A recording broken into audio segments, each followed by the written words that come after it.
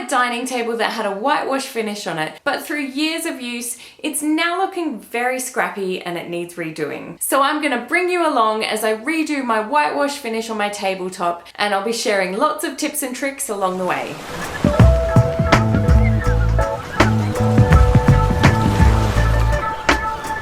Hi guys, Belle from Hampton Your House here, where we talk about all things coastal Hampton style on a budget. So this is what my table currently looks like, and you can see all the scratches and damage from years of use. So I need to start by sanding it back to give me a clean slate to work with for the best possible end result. I'm starting with my orbital sander with an 80 grit sanding disc.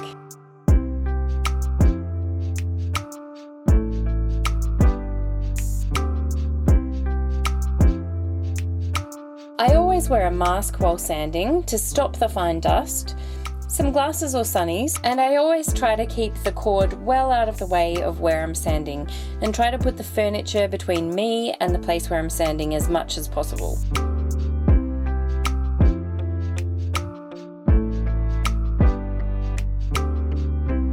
There were a few bits with deeper grooves, so look out for those on your piece. And if you turn the sander slightly onto its edge, you can sand those bits more quickly.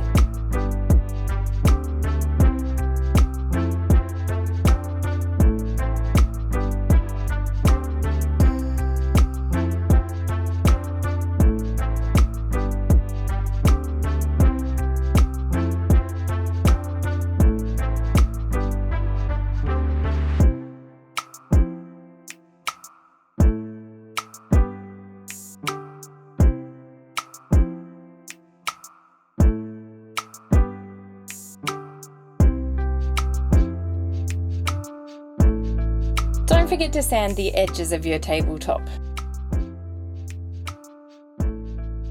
Once you've sanded back the top layer, go over everything quickly again with a 120 grit sanding disc, and I went quickly over it with a 240 grit sandpaper after that. This will just help the finished piece to end up with a smoother surface.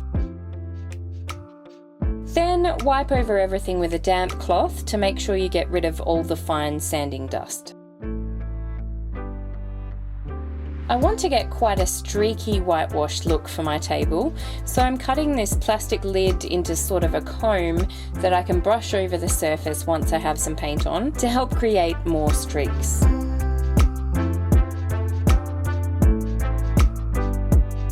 Next, get some white paint, a bright white is best, and pour some into a container with a little bit of water.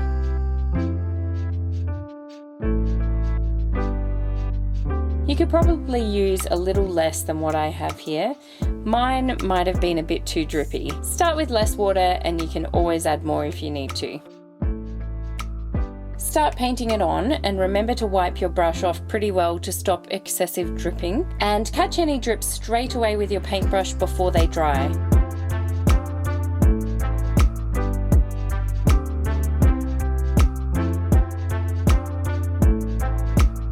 Then take some of the paint off using the lid scraper comb that we made, and also using a damp cloth.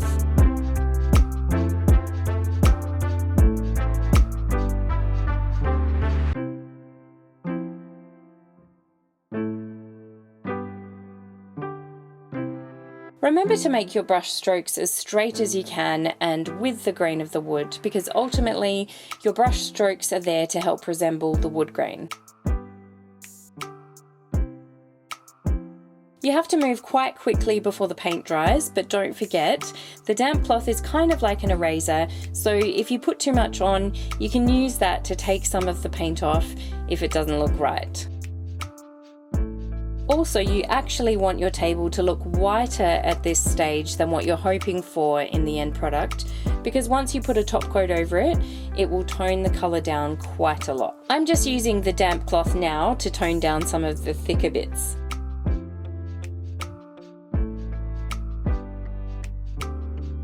Try not to make all of your brush strokes end at the same point, because you don't want to end up with obvious join lines in your finished product.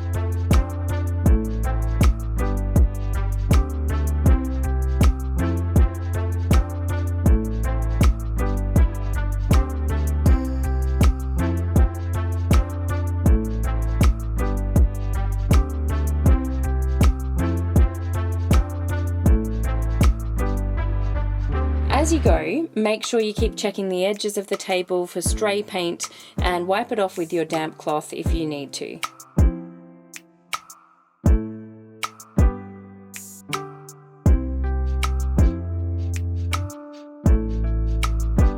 Once you're happy with the coverage of the base layer whitewash, pour some full strength white paint into a container and grab a scrubbing brush with hard bristles, dip it into the paint, then brush it down the length of the table surface in one long stroke with the grain of the wood, making sure you keep it very straight.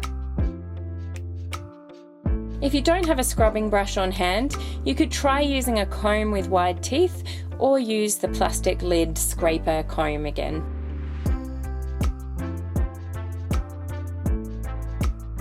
Then before it dries, go over it with a damp cloth to even out any big blobs and to get the look that you want. I was doing this on a fairly hot day, around 34 degrees Celsius, which is around 93 degrees Fahrenheit. So my paint was drying out pretty quickly, so that's something to watch out for if you're doing this in summer in a hot climate. I also went over it again with my homemade paint scraper comb a few times to get some added texture. And then just repeat these processes until you've done the whole table and you're happy with the look of it. Like I said before, don't be afraid if it looks a little bit lighter than you want it, because it will tone down a lot once you put the top coat on.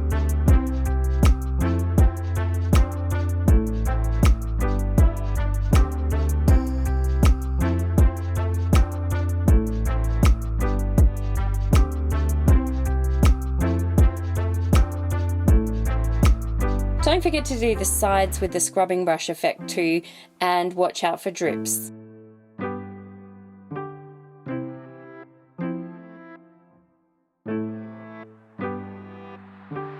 Make sure the whole table looks even, so one part doesn't look much brighter than the other parts, and just use your damp cloth to fix this if you need to.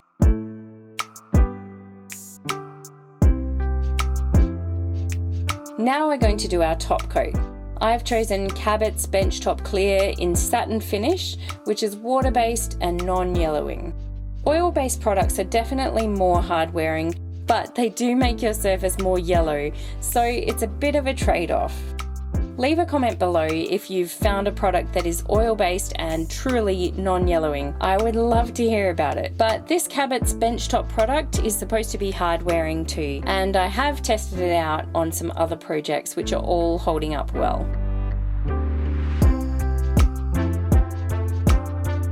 As I paint this on, you can see how it's turning out much darker with the clear coat on. It'll probably lighten up slightly once it's dry, but definitely expect your table to turn out darker once you apply a top coat. I'd recommend doing a minimum of 3 full coats.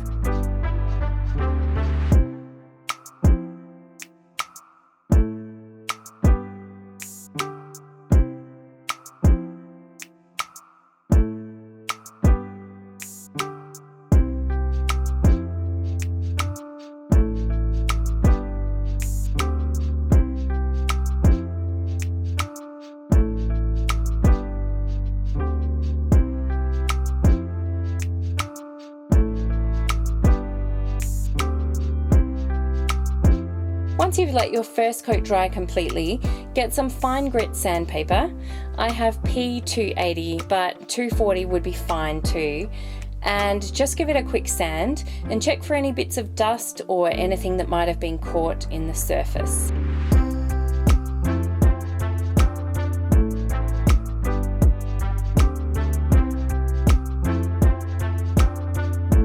Then wipe it over with a damp cloth to get rid of any sanding dust and let it dry before you apply the next coat.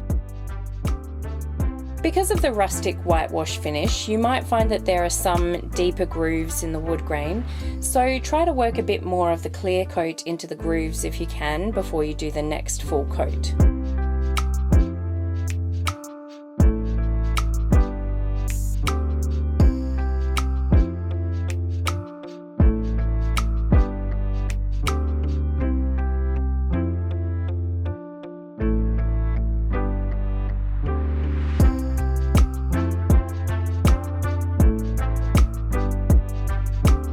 And in between coats, you can glad wrap your paintbrush or paint roller so you don't have to keep washing them out every time. It works surprisingly well.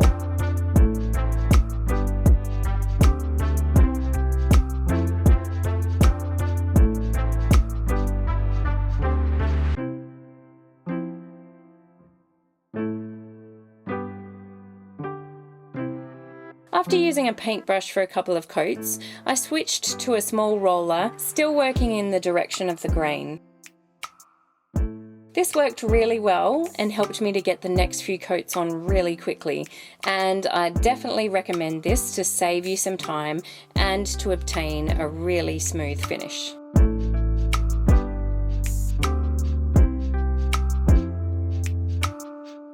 Once you've got good coverage, make sure you even out your coat by running the roller all the way down the length of the table methodically in very straight lines, and that way you'll get rid of any excess top coat overlap. You might have to get down low and look along the surface to see which bits haven't been done properly yet. Because it's clear, it's actually quite hard to see. And remember to keep going over the edges to catch any drips, and don't go too close to the edge when you first load up your roller. And we're done. Here's the before and after.